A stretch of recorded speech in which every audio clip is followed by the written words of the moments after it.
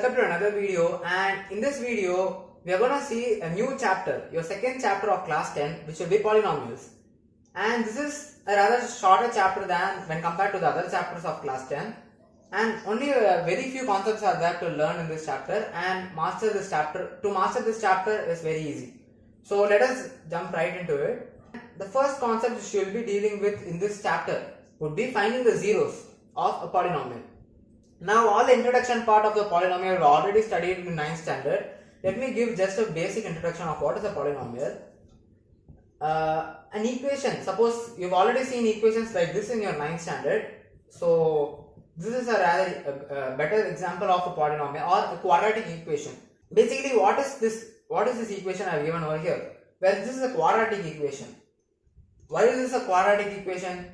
This is a quadratic equation because the degree of this equation is 2. Now what is a degree? Actually degree is the highest power of x in this equation. So as you know, as you can observe over here, what is the highest power of x in this equation? X square plus 5x plus 2. So what is the highest power of x? 2 is the highest power of x. So degree of this equation is 2. So this is the quadratic. This is the definition of a quadratic. Why is it called a quadratic equation? Because the degree is 2. Now I'll give another example over here for a degree. Now this is a cubic equation. Why is this a cubic equation?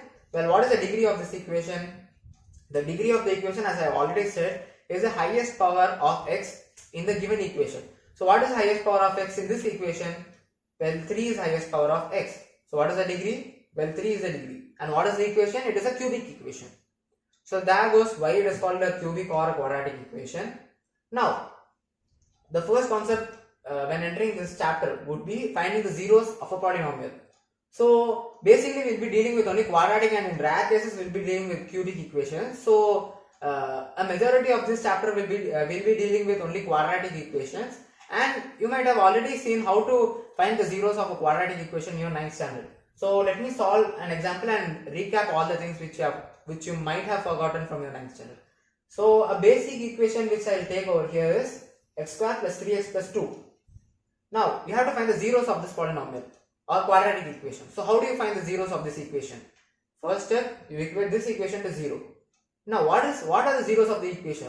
Any number which is substituted in place of x, which will give the whole answer to be 0, is a zero of the equation, right? So in place of x, suppose now we find the zero of this. How do you find the zeros of this equation? Well, your first step would be equating this equation to 0, and your second step would be taking this constant term 2, and you have to represent this 3x. You have to split this 3x so that you can group them and write them in products. Wait, I will explain this to you in a clearer fashion. So 2 you can split 2 as 2 times 1. 2 times 1 is 2, right? 2 times 1 is 2, and when you add these two numbers, 2 plus 1, when you add these two numbers, it will give us 3, which is exactly this term. So what you are doing over here is taking the constant term, splitting it into its products, and when you multiply them, you have to get this constant term only, and when you add them, you have to get the term in the middle, the coefficient of x. So now how will you be splitting this equation? X square plus 2x plus x plus 2 equals 0, because 2 into 1, right? So 2x plus x is 3x. You will be splitting 3x in order such that when you take common, you can simplify it and write it in terms of products. So over here x is common, right? So take x outside, x times x plus 2. Over here 1 is common, right? So 1 times x plus 2. Nothing is common, so I am just taking 1 outside. And in both these equations, x plus 2 is common. So take x plus 2 common outside, and what would remain? X and 1 would remain, right? So x plus 1. So now what are the roots or the zeros of this equation? Separately, now what you have to do, the step 4 of this solving the zeros of the equation would be equating individual elements to 0. So equate this to 0 separately and equate this to 0 separately. So x plus 2 equals 0. What will this give? X is equal to minus 2. So we have obtained the first zero of our equation, x is equal to minus 2. Now what is the second? X plus 1 is equal to 0. This one, we are equating this to 0. Now x is equal to minus 1. We obtain the second zero of our equation. So finally when we solve all this, we get the zeros. And what are the zeros? the zeros are -1, -2. These are the respective zeros of this equation. Well, that is a short recap. When you solve one problem, you will know how to find the zeros. Now, these are the zeros. Now, the first concept which we'll be dealing with, we know how to find the zeros of an equation. Well, the first concept would be the relationship between the zeros and the coefficients. Well, let me take it in a step-by-step process. Any quadratic equation can be represented of the form ax square plus bx plus c equals 0. This is a quadratic equation where a, b and c are any numbers, any real numbers. So, suppose a is 1, b is 2 and c is also 1. Now, a is 1, b is 2, c is 1. This forms a quadratic equation, right? Substitute a is equal to 1x square, b is 2, right? So, 2x plus 1 equals 0. This is the quadratic equation, right? Now, whatever value you put for a, b and c, it will be a quadratic equation. So, this is the general form of a quadratic equation. Ax square plus bx plus c equals 0. Now, what are a, b and c? Well, a, b and c are coefficients. A is the coefficient of this term x square, b is the coefficient of this term x, and c is a constant. Or you can call c as a coefficient as well. Why? Because x power 0 can be written over here. C times 1 is c, right? So x power 0 is 1 and it will remain as c. So c is also a coefficient, right?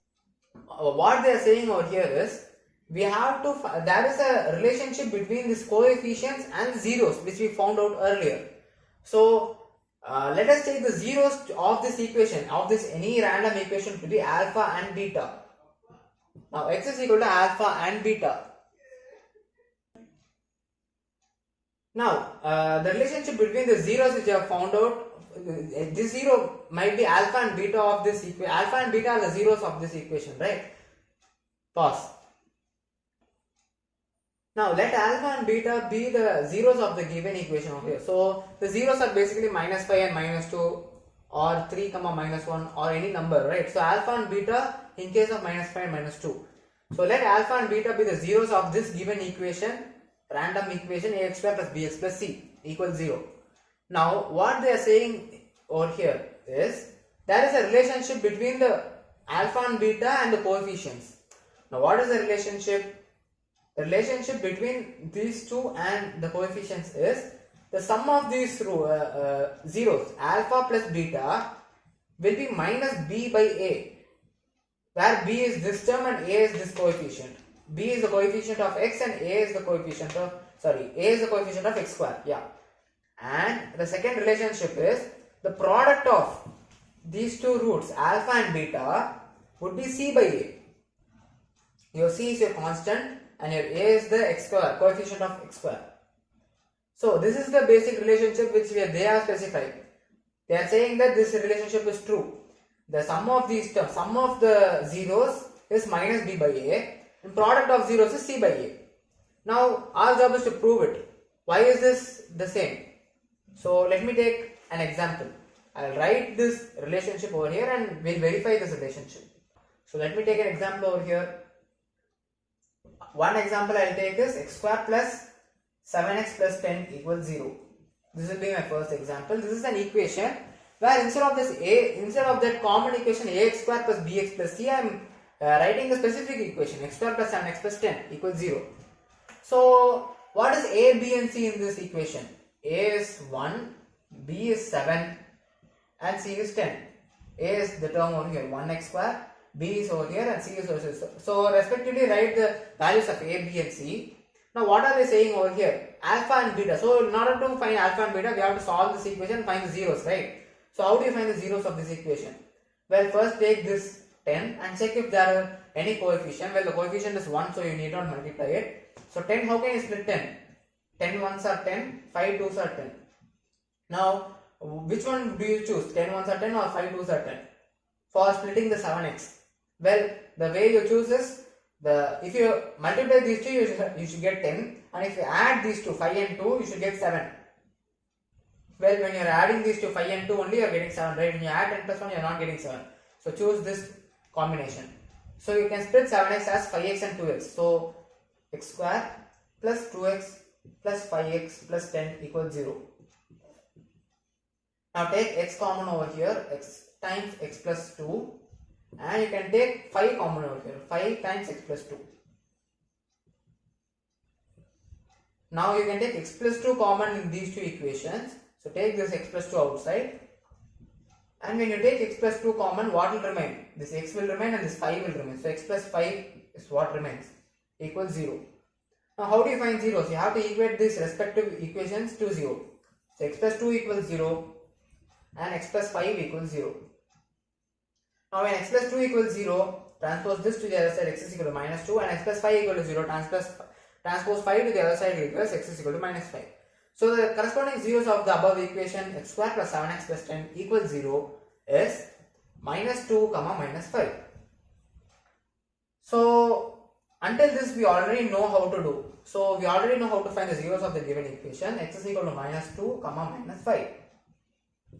Now what do you do now? You have gotten the zeros. So what are the zeros? So alpha, let me take this as alpha and this as beta. So alpha is equal to minus 2, beta is equal to minus 5. Now our A is 1, B is 7, C is 10. Now verify if LHS is equal to RHS. For the first one, alpha plus beta, LHS is alpha plus beta, right? So what is alpha and beta? Minus 2 and minus 5. So for LHS, alpha minus 2 plus minus 5. What is minus 2 plus minus 5? Minus 7. Our LHS value is minus 7. Now for our RHS value, which is the right hand side, minus B by A. What is minus B? What is B actually? B is 7. So what is minus B? Minus B is minus 7.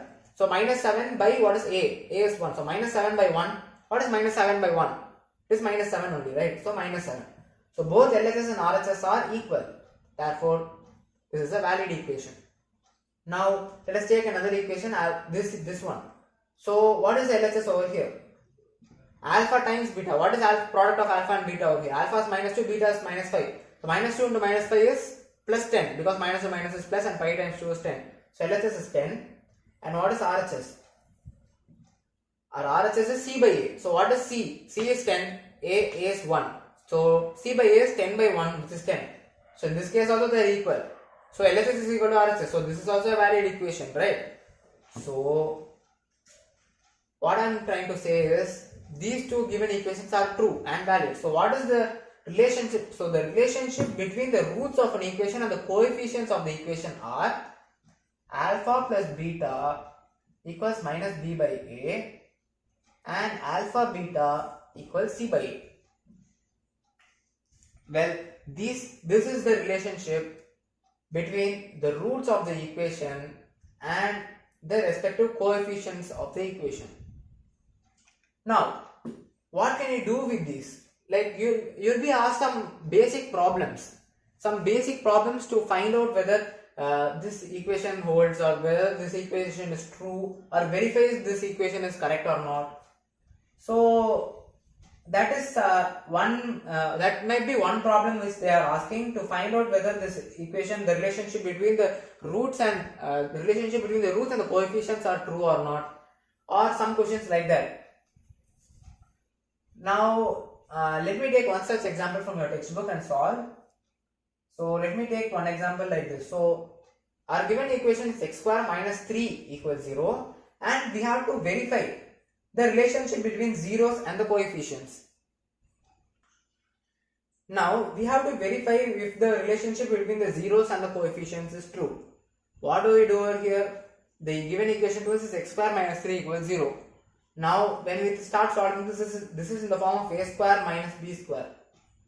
So what is this? A plus b into a minus b, right? So a is x over here, so x, and our b is root 3, so x square minus root 3 the whole square. Root 3 the whole square is 3, right? So a square minus b square, which is equal to a plus root 3 or x plus root 3 times x minus root 3 equals 0. Now what are the zeros? X is equal to root, equate the corresponding equations to 0. X plus root 3 is equal to 0, x minus root 3 equals 0. Transpose this to the other side, x is equal to minus root 3, and similarly x is equal to plus root 3. So what are the zeros? X is equal to plus plus root 3 comma minus root 3. These are the two zeros, right? So the zeros are plus root 3 and minus root 3. So alpha is equal to root 3, beta is equal to minus root 3. I am taking it randomly. You can take alpha as minus root 3 and beta as root 3 as well. So alpha and beta are root 3 and minus root 3. And what are the A, B and C values? A is equal to 1, B is equal to 0. As you can see, there is no x term, B is 0 and C is minus 3. Now what is alpha plus beta? Alpha plus beta is root 3 plus of minus root 3, which will give us 0. Alpha times beta, well, root 3 times minus root 3.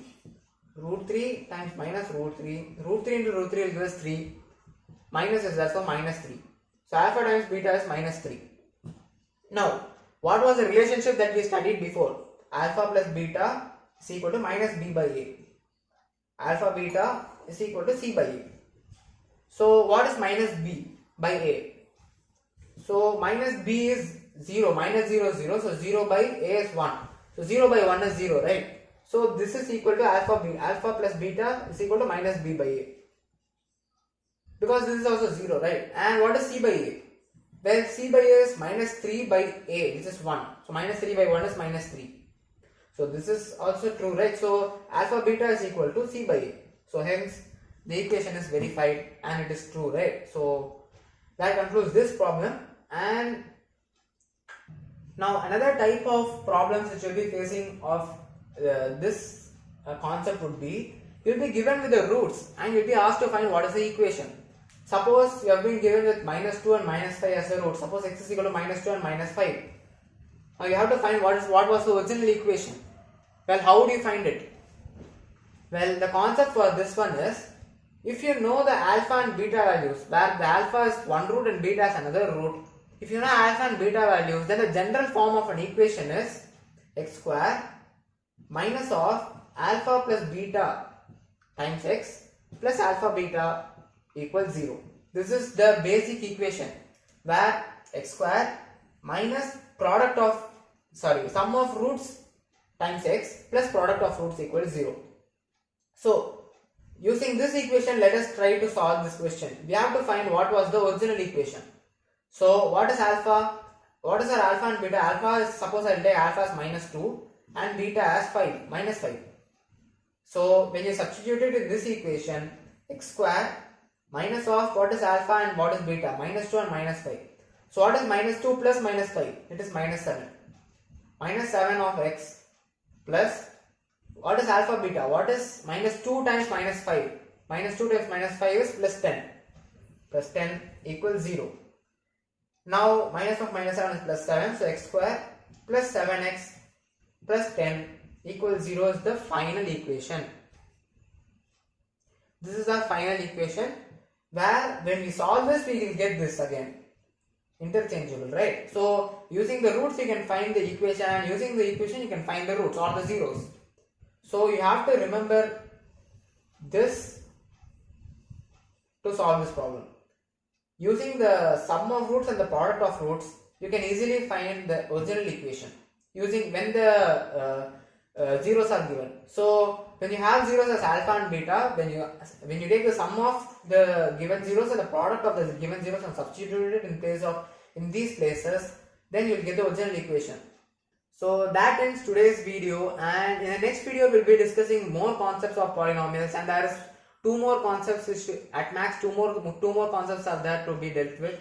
So we'll be dealing with that in the next video, and until then, see you guys.